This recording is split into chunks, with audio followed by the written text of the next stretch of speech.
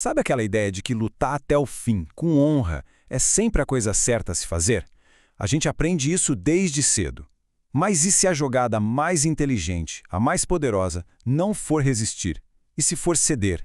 É sobre isso que vamos falar hoje. Uma ideia que parece estranha à primeira vista, como a rendição pode ser, na verdade, uma ferramenta incrível para transformar fraqueza em poder. E para começar, olha só essa citação do Cardeal de Retz. Ela meio que vira de ponta cabeça tudo que a gente pensa sobre força. O que ele está dizendo aqui é que a fraqueza de verdade não é se render, é não ter a sabedoria de saber quando se render. É um desafio direto àquela ideia de que ser teimoso é o mesmo que ser corajoso. Bom, e este aqui é o nosso mapa para hoje. A gente começa vendo o preço que se paga pela rebeldia, com a história trágica de Melos. Depois, vamos mergulhar na tática da rendição, com uma verdadeira aula de Bertolt Brecht. E aí, a gente descobre as chaves para esse tipo de poder e como tudo isso funciona no jogo a longo prazo. Nossa viagem começa lá na Grécia Antiga, em 416 a.C. Pensa no cenário. De um lado, a superpotência Atenas, no auge do seu império. Do outro, uma ilhazinha chamada Melos, que só queria uma coisa, ficar na sua, continuar neutra. O palco está montado para aquele confronto clássico de Davi contra Golias. A escolha que os atenienses deram para o pessoal de Melos não podia ser mais direta. Eles não chegaram lá para conversar, para negociar. Foi um ultimato, na lata. Ou vocês se juntam a nós e pagam impostos, ou a gente destrói tudo. A diferença de poder era absurda. E essa aqui é a lógica fria, calculista dos atenienses. É uma das frases mais brutais da história da diplomacia, né? Para Atenas, a justiça era simplesmente a vontade do mais forte. Honra, moral, jogo limpo, nada disso entrava na conta quando se tratava da realidade do poder militar. E o que Melos fez diante dessa brutalidade? Eles se apegaram a ideais. A resposta deles foi baseada na honra, na esperança de que seus aliados de Esparta iam aparecer para ajudar e principalmente na fé de que a causa deles era justa. Foi uma aposta nobre, sem dúvida, mas baseada em princípios, e não na realidade nua e crua que eles estavam enfrentando.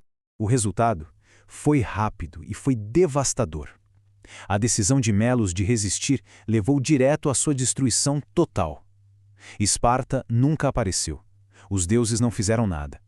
Aquela rebeldia nobre, diante de uma força esmagadora, não resultou em nada além de massacre e escravidão. Pois é, a história de Melos é um aviso bem pesado. Mas agora vamos virar a chave, sair da tragédia e ir para a estratégia. E se existisse uma outra opção? E se, em vez de lutar uma batalha que já estava perdida, o povo de Melos tivesse usado a rendição não como um fim, mas como um começo? E aqui está o pulo do gato. A tática da rendição não é sobre ser derrotado. É sobre sobrevivência estratégica.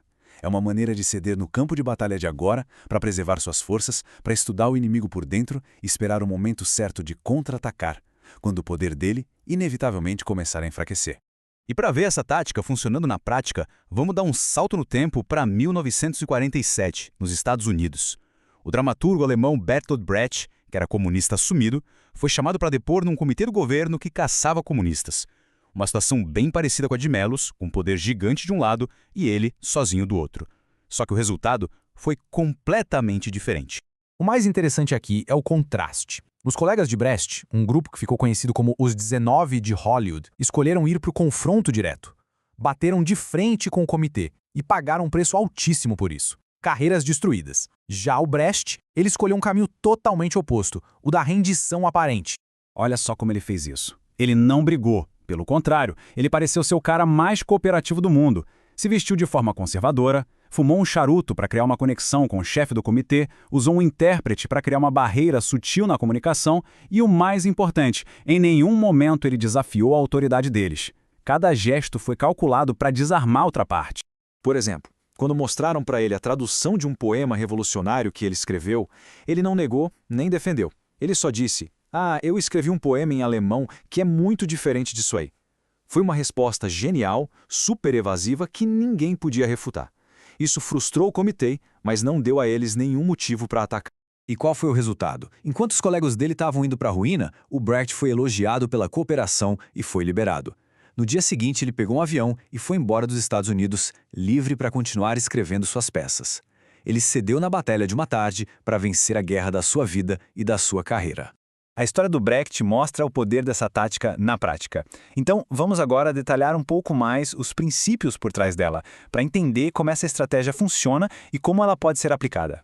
A história do rei Goujian, lá da China antiga, talvez seja o exemplo mais radical disso. Depois de ser derrotado, ele virou um servo, trabalhando nos estábulos do rei que o conquistou. Por anos, ele aguentou todo tipo de humilhação, mas ele usou esse tempo para observar, para aprender cada fraqueza do inimigo e para esperar. Quando a oportunidade apareceu, ele estava pronto. E a vingança dele foi completa.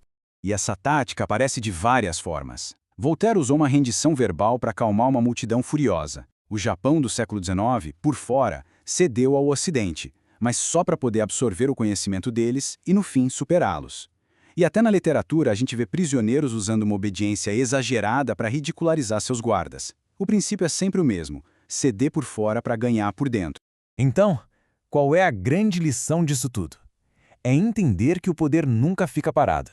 Ele é fluido, ele se move como um pêndulo. E quem está por cima hoje pode muito bem estar por baixo amanhã. Esse provérbio aqui captura a essência da tática de um jeito perfeito e, vamos combinar, meio cômico.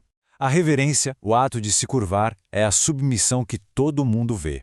Mas o peido silencioso, essa é a resistência interna, o desprezo escondido, a preservação da própria identidade, só esperando um dia melhor para se manifestar.